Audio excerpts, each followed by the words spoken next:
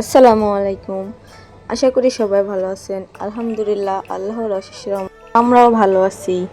তো আজকে যে ভিডিওটা এটা হচ্ছে গ্রামের বাড়িতে এসে আমাদের বাড়িতে তো আমার আয়শা বুড়ি ডাব খাবে সেই বায়না ধরছিল। তো ডাব পাড়ার তো কোনো উপায় নেই, কারণ আমাদের বাড়িতে বিশেষ করে তেমন কেউ নেই পুরুষ মানুষ। আব্বু তো থাকে বাইরে। আর তো কি করার, আমার আম্মু যে কোনো কাজে আমার মেয়ে যদি বা আমার বোনের ছেলে তো ছোট, কথা বলতে পারে না, ও যা বলবে ওইটাই, যে কোনোভাবে এটা পারার চেষ্টা করবে। তো ও বাঁশ দিয়ে তারপরে বাইরে। আজকের ভিডিওটা হচ্ছে মূলত আমাদের দুইটা বাবুই পাখি নিয়ে, আমাদের ছোট ছোট দুইটা ছানা পাখি, ওদেরকে নিয়েই করা ভিডিওটা। সবার কাছে কেমন লাগে কমেন্ট করে জানাবেন। সেই ডাব চুলে দিচ্ছে, তো ডাব যেরকম ভাবছিল নারকেল হয়ে গেছে, কিছুটা ভিতরে শক্ত, তো এই জন্য চুলে নিচ্ছে। আর এদিকে আমার বুড়ি বসে আছে।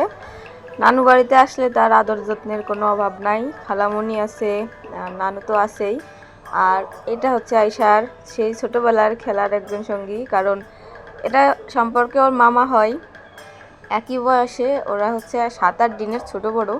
তো আমাদের ডাব ছোলা হয়ে গেছে, মানে ডাব তো না, নারকেল হয়ে গেছে। তো পানিগুলা এখন একটা মগে ঢালে নিচ্ছে। এরপরে আমার আয়শা সিদ্দিকা এটা খাবে। অনেকখানি পানি হয়েছে, দেখেন সে একবারে সের মতো বসে আছে টুলের উপরে, সারাদিন দুষ্টামি তো করতেই থাকবে।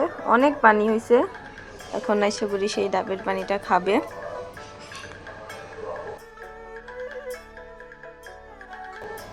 সে এখন সেই পানিটা খাচ্ছে একটু একটু করে।